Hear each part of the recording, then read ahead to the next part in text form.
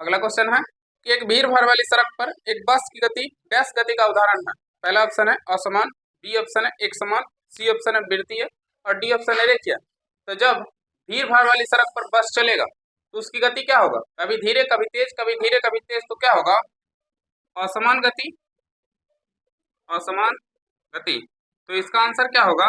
असमान गति। देखिए किस ऑप्शन में है, ऑप्शन ए। अगला क्वेश्चन है कि चाल, दूरी और समय का सही संबंध डैश है। तो हम आपको बताएं कि चाल बराबर होता है दूरी बट्टे दूरी या बट्टा समय।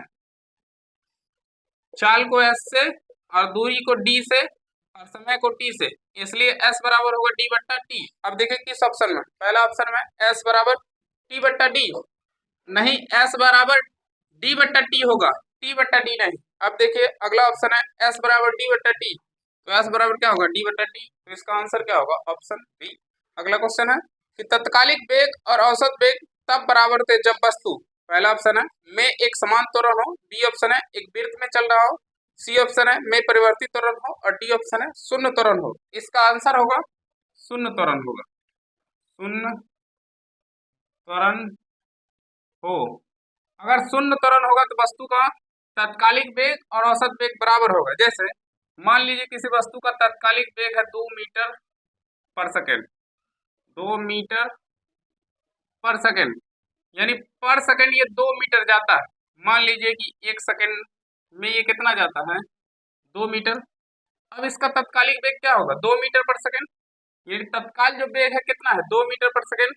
अब इसके बाद कहता है कि तत्कालिक वेग और औसत वेग कब बराबर होगा? जब इसका औसत वेग निकालिएगा, औसत वेग, औसत वेग बराबर क्या होता है? कुल विस्थापन, कुल विस्थापन बट्टा कुल समय।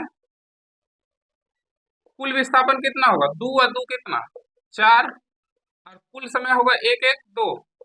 तो देखिए इसका औसत वेग कितना होगा? 2 मीटर पर सेकेंड। अब देखिए तात्कालिक वेग भी 2 मीटर पर सेकेंड और इसका औसत वेग भी कितना? 2 मीटर पर सेकेंड।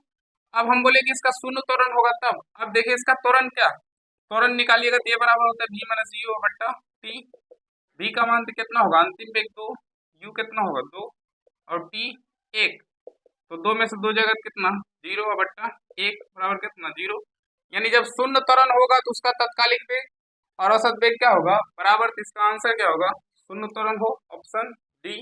अगला क्वेश्चन है कि विस्थापन के परिवर्तन की दर को डैश कहा जाता था। हम आपको बताएं कि वेग बराबर होता है विस्थापन बटे समय। वेग बराबर विस्थापन बट्टा समय, यानी विस्थापन में परिवर्तन के दर को क्या कहते हैं? वेग। तो इसका आंसर क्या होगा? वेग। देखिए किस ऑप्शन में है? Option D. अब देखिए एक ऑप्शन है संवेग, संवेग। तो संवेग की बात करें तो संवेग बराबर होता है द्रव्यमान गुने वेग, द्रव्यमान गुना वेग। तो द्रव्यमान और वेग के गुणनफल को संवेग कहते हैं। अब देखिए एक ऑप्शन है गति, गति का मतलब यह चाल से है। तो चाल बराबर होता है दूरी बट्टे समय, दूरी बट्टे समय, यानी एकांक समय में तय की गई दूरी को क्या कहते हैं? चाल। अब अगले क्वेश्चन पे आ जाइए। अगला क्वेश्चन है कि विस्थापन के परिवर्तन की दर को डैश कहते हैं।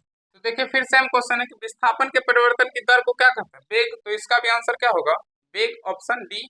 अगला क्वेश्चन है कि विस्थापन की परिवर्तन की दर को डैश कहा जाता है। देखिए फिर क्वेश्चन सेम है, तो विस्थापन में परिवर्तन की दर को क्या कहते हैं? वेग। तो इसका भी आंसर क्या होगा? वेग। देखिए किस ऑप्शन में? Option B. अगला क्वेश्चन है कि यदि कोई वस्तु समान समय अंतराल में असमान दूरी तय करता है तो उसे डैश कहते हैं। पहला ऑप्शन है असमान गति, बी ऑप्शन है रूपांतरित गति, सी ऑप्शन है समान गति और डी ऑप्शन है घूर्णन गति।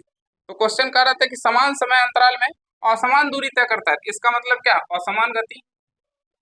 समान समय अंतराल में असमान दूरी तय करता है, इसका मतलब उसमें असमान गति। और समान समय अंतराल में समान दूरी तय करेगा, ये असमान दूरी तय करेगा, असमान दूरी, यानी समान समय अंतराल में असमान दूरी तय करेगा तो असमान गति होगा, और समान समय अंतराल में समान दूरी तय करेगा, समान दूरी तय करेगा तो समान गति होगा, समान गति। तो अब देखिए आंसर क्या होगा इसका।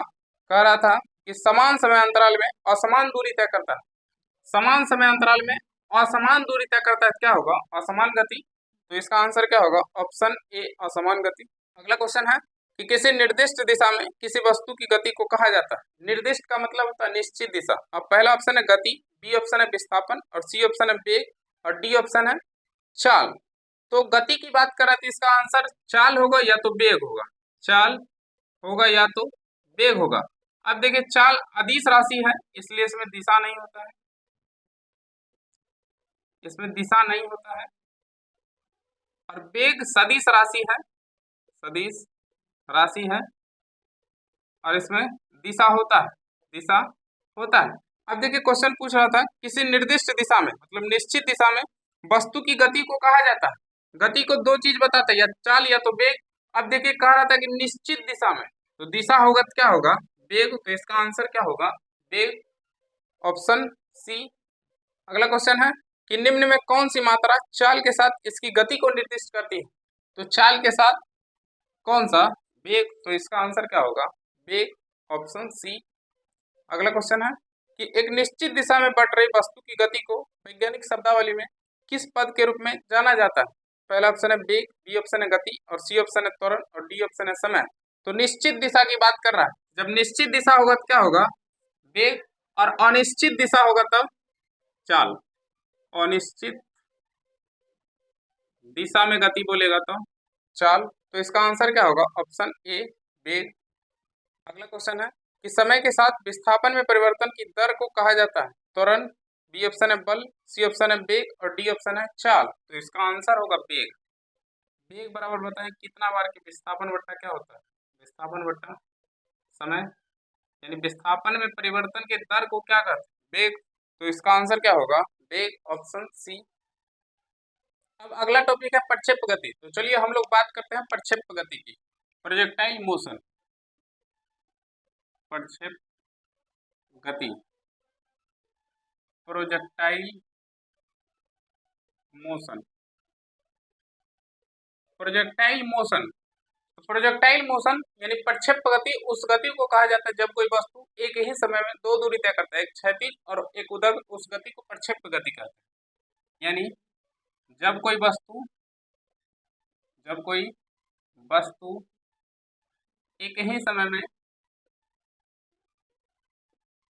दो दूरी तय करे, दो दूरी तय करे, एक क्षैतिज, एक क्षैतिज और एक ऊर्ध्वाधर, यानी एक ही समय में दो दूरी तय करे, एक क्षैतिज और एक ऊर्ध्वाधर, उस गति को प्रक्षेप गति कहते हैं। जैसे छक्का मारने पर बॉल की गति, जैसे छक्का मारने पर बॉल की गति, छक्का मारने पर बॉल की गति। तो आप देखिएगा कि छक्का मारता तो उस बॉल की गति इस प्रकार का होता है, यानी छक्का मारने पर बॉल की गति कुछ इस प्रकार का होता है। तो प्रक्षेप गति उस गति को कहते हैं जब एक ही समय में दो दूरी तय करता है। तो बॉल एक समय में दो दूरी तय करता है, एक ऊर्ध्वाधर और एक क्षैतिज, तो उस गति को प्रक्षेप गति कहते हैं। जैसे और एग्जाम्पल ले सकते हैं, भाला फेंकने पर भाला की गति, भाला फेंकने पर भाले की गति। भाला को भी आप फेंकते देखिएगा तो कुछ इस प्रकार से जाता है, यानी एक ही समय में दो दूरी तय करता है। और एग्जाम्पल ले सकते हैं, मिसाइल फेंकने पर मिसाइल की गति, मिसाइल फेंकने पर मिसाइल की गति, मिसाइल की गति। यानी छक्का मारने पर बॉल की गति जो होगा प्रक्षेप गति होगा, भाला फेंकने पर भाले की गति जो होगा वो प्रक्षेप गति होगा, मिसाइल फेंकने पर मिसाइल की गति जो होगा वो प्रक्षेप गति होगा। अब एक चीज और याद रखिएगा, प्रक्षेप का पथ जो होता है वो परवलयाकार होता है।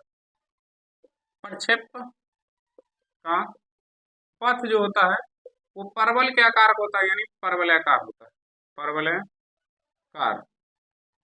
अब एक क्वेश्चन और पूछता है कि प्रक्षेप गति में किसी वस्तु को कितना डिग्री पर फेंकेंगे तो महत्तम दूरी जाएगा, यानी कितना डिग्री पर फेंकेंगे तो महत्तम दूरी जाएगा, यानी 45 डिग्री के कोण पर फेंकिएगा, कोण पर फेंकने पर वस्तु महत्तम दूरी जाएगा, वस्तु महत्तम दूरी जाएगा। देखिए हम आपको बताएं कि प्रक्षेप गति जब कोई वस्तु एक ही समय में दो दूरी तय करता है तो उस गति को हम लोग प्रक्षेप्य गति कहते हैं, यानी एक क्षैतिज और दूसरा उदगत। जैसे छक्का मारने पर बॉल की गति प्रक्षेप्य गति होगा, भाला फेंकने पर भाले की गति प्रक्षेप्य गति होगा, मिसाइल फेंकने पर मिसाइल की गति प्रक्षेप्य गति होगा। प्रक्षेप्य का पथ परवलयाकार होता है, कितना डिग्री पर फेंकिएगा तो महत्तम दूरी जाएगा, यानी 45 डिग्री के कोण पर फेंकिएगा तो महत्तम दूरी जाएगा। अब देखिए क्वेश्चन है कि किस कोण से फेंके जाने पर कोई वस्तु सर्वाधिक दूरी प्रक्षेपित होती है, तो किस कोण से फेंके जाने पर सर्वाधिक दूरी प्रक्षेपित होगा, तो आपको बताएं किस कोण से, 45 डिग्री के कोण से, तो इसका आंसर क्या होगा 45 डिग्री, ऑप्शन डी। अगला क्वेश्चन है कि किसी प्रक्षेप्य का प्रक्षेप्य वक्र यानी उसका पथ होता है, तो प्रक्षेप्य का पथ कैसा होता है, परवलयाकार। अब देखिए किस ऑप्शन में, ऑप्शन बी में परवलय, तो इसका आंसर क्या होगा ऑप्शन बी। इस वीडियो के लिए इतना ही, मिलते हैं बहुत जल्द नेक्स्ट वीडियो में, तब तक के लिए